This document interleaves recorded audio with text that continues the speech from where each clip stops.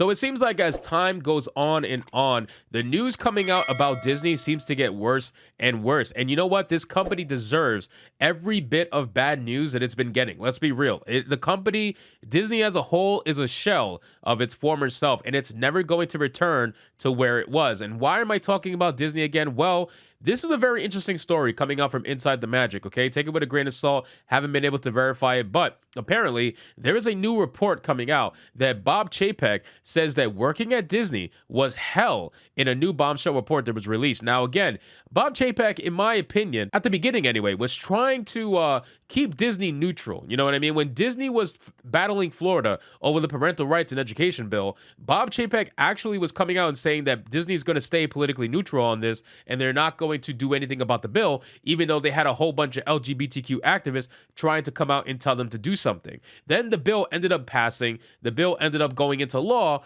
and then all of a sudden Disney changed their tune, as well as Bob Chapek changed his tune and basically became this ultimate fake ally for the LGBTQ activist community, and has been that way since then. You know, this is what started their downward spiral. When they started trying to go hardcore about this bill, this is what started the downward spiral. This is eventually what got Bob Chapek replaced with Bob Iger. And I think Bob Iger was always going to come back. I think they used Bob Chapek to be a fall boy for Bob Iger. But again, that's my personal opinion. So it says a new statement from former Walt Disney Company CEO Bob Chapek is making the rounds. Oh, apparently it's actually a statement from Bob Chapek. So we're going to get into the article, guys. But of course, before we do, just consider giving me a subscribe. I'm shadow banned as hell. And like the video to push us out into the YouTube algorithm. So it says a new report from CNBC highlights both Bob Iger's retirement from the Walt Disney Company, as well as Bob Chapek's brief tenure as CEO, revealing some very interesting key details about the relationship between Disney and Chapek. One of the biggest bombshells in this new report regarding the two Bobs, a bombshell, if you will, claims that Chapek confided to a friend that his time spent serving as CEO of the Walt Disney Company was about 3 years of hell. Chapek was also reportedly worried that Iger secretly wanted his job back, which, again, I've said that before. Iger announced his retirement in late 2019, with Chapek stepping in early 2020. Chapek was immediately greeted by multiple problems and issues, quickly becoming a punching bag for top-level executives, as well as the majority of Disney fans and guests alike. To gather this information, CNBC spoke to around 25 people who claimed to have worked closely with both Bob Iger and Bob Chapek between 2020 and 2022.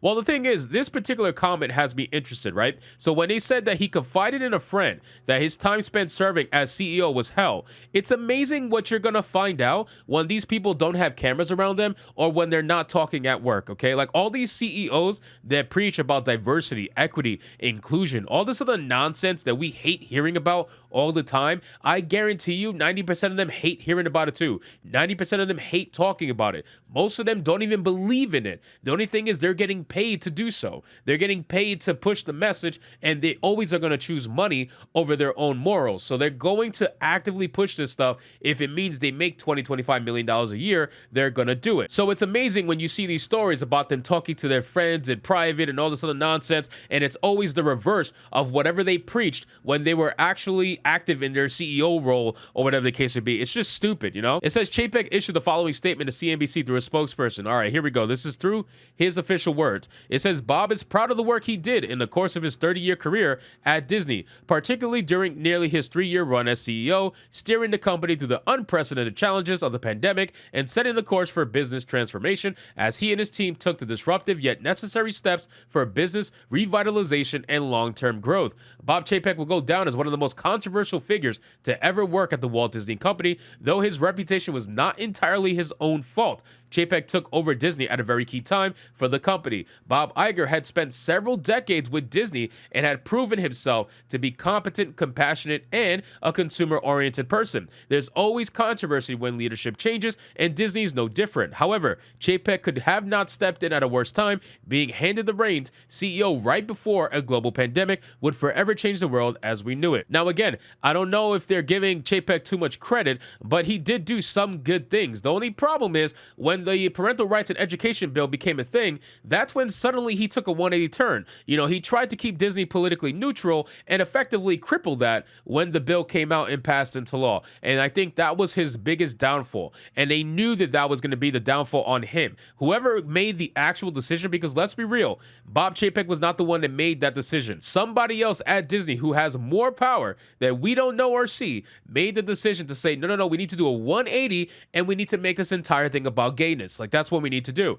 And they essentially did that. And now Bob Chapek took the fall for whoever made that decision. It was probably Bob Iger in shadow. Who really knows what happens at these major corporations? But the face, the poster child of the company, is never usually the one who actually made the decision in the first place. They're just the one who's going to sell the decision to the public. And that's essentially what Bob Chapek's job was after the parental rights and education bill became law.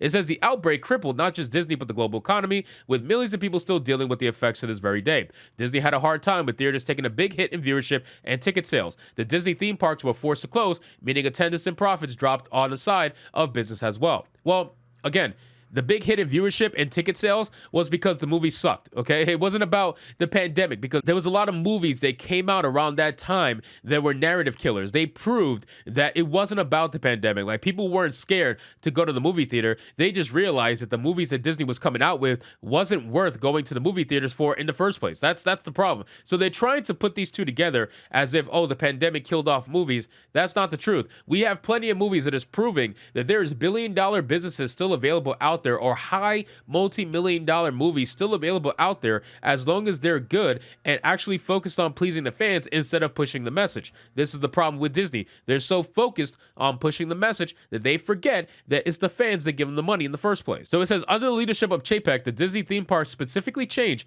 a lot. Chapek introduced Disney Genie, Genie Plus, and Lightning Lane to theme park guests, services that are incredibly costly. The sheer price of a Disney World or Disneyland vacation went up considerably under Chapek. Chapek was also blamed for the Walt Disney Company's somewhat botched response to Florida Governor Ron DeSantis' highly controversial Don't Say Gay bill. Well, again, inside the magic, you are lying, because it's not called the Don't Say Gay bill. It's called the Parental Rights and Education bill. So you are clearly showing your bias by trying to call it the Don't Say Gay bill when you know for a fucking fact that is not what it's called. But again, inside the magic is very much a show media website, which is why I love reading the articles, because they're hilarious, because you can see the bias in them. But again, ladies and gentlemen, Bob Chapek did take the fall for this response. And I'm telling you, he was the poster child. He was the face of the company, and he was the one that was going to sell this nonsense. And he was told by whoever who told him to do that to make it happen, and he did. And now he took the fall for it, and now he went down as one of the most hated people to ever work at Disney. Aside from Kathleen Kennedy, of course, Kathleen Kennedy is probably the most hated person at Disney right now. So it says, as a result of this initial feud between Governor Ron DeSantis and the Walt Disney Company,